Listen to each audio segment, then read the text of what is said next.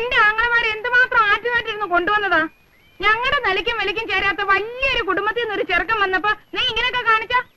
നീ ഇത് എന്നെ ഭാവിച്ചോണ്ടാ എന്റെ കുഞ്ഞേച്ചാ? എന്റെ പൊന്ന് ചേട്ടത്തി, ഇന്നത്തെ കാലത്ത് ഈ കുടുംബവും വിലയൊക്കെ ആരെങ്കിലും നോക്കൂ?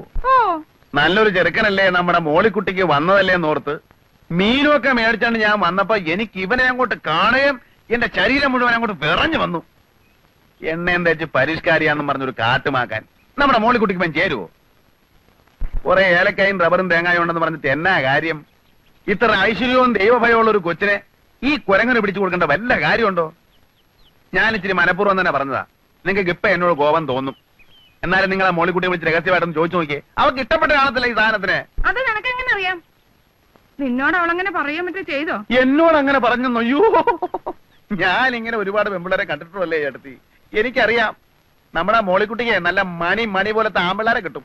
ഓ, എവിടെ കിട്ടാനാ? ഇവിടെ തന്നെ. എവിടെ തന്നെ? ഇവിടെ തന്നെ എന്ന് പറഞ്ഞാ നമ്മുടെ ഇവിടെ തന്നെ. കാണാൻ കൊള്ളാവുന്നതും അല്പത്തൊട്ടും സാമ്പത്തികം ഉള്ളതും പിന്നെ ചിലപ്പോ പറഞ്ഞു വരുമ്പോ കുടുംബവും കൊലമൊന്നും കാണുകയില്ല. ചില്ലറ കുഴപ്പങ്ങളൊക്കെ ഉണ്ട്, എന്നാലും നല്ലവരാ. പിന്നെ പണ്ട് ചീത്തയായിരുന്നിട്ട് പിന്നെ നല്ലവരായ, അല്ല അങ്ങനെയുള്ളവരും അല്ലാത്തവരുമായ ഒരുപാട് പേരുണ്ട്. എടാ, മതി.